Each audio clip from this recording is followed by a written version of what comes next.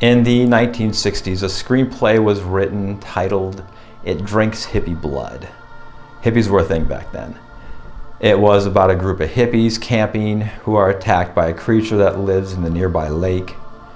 They got a director on board for the film on the condition that he could do some rewrites. He didn't like some of the satire, but did like the spooky parts. So after the rewrites, it was later named Let's Scare Jessica to Death and was released in 1971. One of the main characters, named Jessica, is an unreliable narrator, so you aren't sure if this really is a vampire story.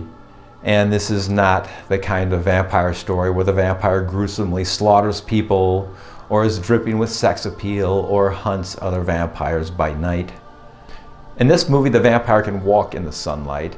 In the long history of vampires around the world, some could exist in the daytime, like in the novel Dracula. So to try and figure out who this vampire is, here is a quick synopsis. Jessica has been released from a mental institution, and we can hear her thoughts when she talks to herself. Because of her time spent there, she's afraid to seem like she's still unstable and doesn't want to be sent back to that hospital. Her husband, Duncan, quit his job as a bassist, and they purchased an old farmhouse that has an apple orchard. When they and their friend Woody arrive, they find a drifter named Emily squatting in the home. When Emily offers to move on, Jessica invites her to dine with them and stay the night. They like her, and it's a big house, so they invite her to stay a while. Jessica begins hearing voices speaking to her and sees a young blonde woman looking at her before disappearing. She doesn't want to tell the others because she's unsure she really saw her. Later, while they're swimming in the nearby lake, Jessica is grabbed by someone underwater. She freaks out, but the others don't see anyone. Jessica knows that Woody is attracted to Emily, but also suspects that her husband is too. In the very small nearby town, there don't seem to be many women or children, just middle-aged and old men, all of whom are bandaged in some way and a bit hostile towards them. Duncan and Jessica decide to sell antiques found in the house at a local shop. One object is a silver-framed portrait of the house's former owners, the Bishop family, a father, a mother, and a daughter named Abigail. The antiques dealer, Sam, tells them the story of how Abigail drowned in her wedding gown in 1880. The legend claims that she's still alive, roving the island as a vampire.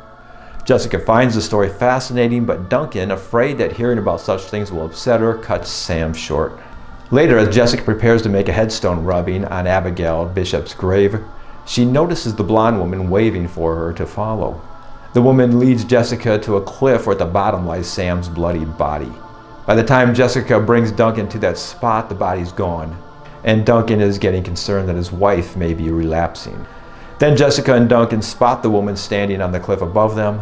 When they catch her, she remains silent and runs off when Emily approaches.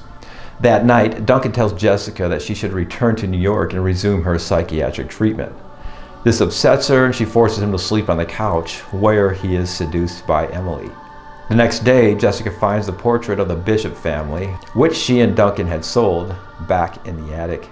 She tells Emily that Abigail bears a striking resemblance to her.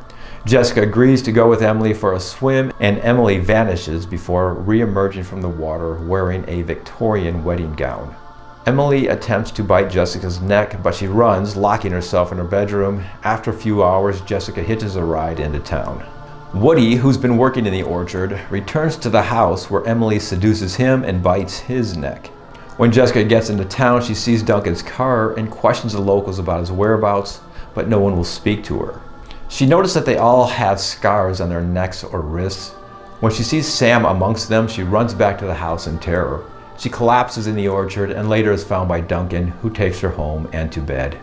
Jessica notices a cut on Duncan's neck, and Emily enters the room holding a knife, with the townsmen following behind her.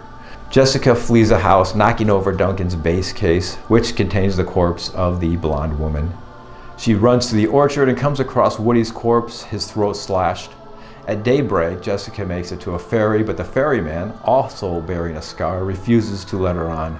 She jumps into a rowboat and paddles out into the lake.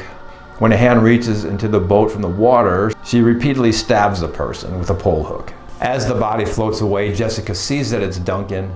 At this point, she's not sure if she's gone insane or if this all really happened. From the shore, Emily and the townsmen watch her, then walk off. And that's how it ends. There's no explanation as to what happens to Jessica. I don't normally like movies that have ambiguous endings. David Lynch recently died, and he's known for these types of films. I've watched a few long documentaries on Mulholland Drive, and I'm still not sure it makes any sense, but I like it, and I like this movie. So who is Emily Bishop?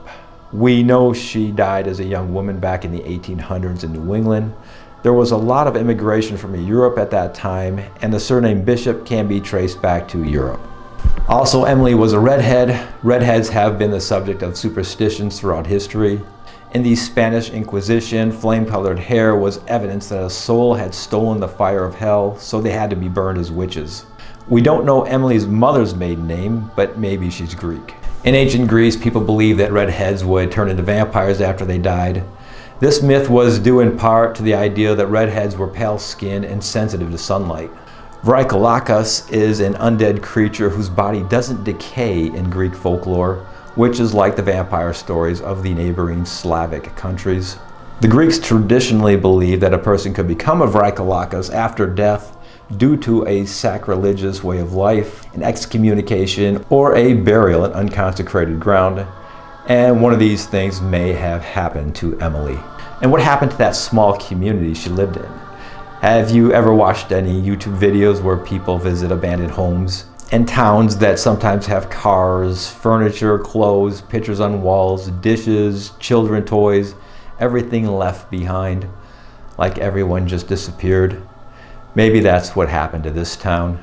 You can even find the house that was used in filming this movie on YouTube, where it was abandoned and left to rot away. And at one point, it was even listed on Zillow for $900,000. It came with 124 acres, but it didn't mention if any vampires were included in the price. Good night. Boo.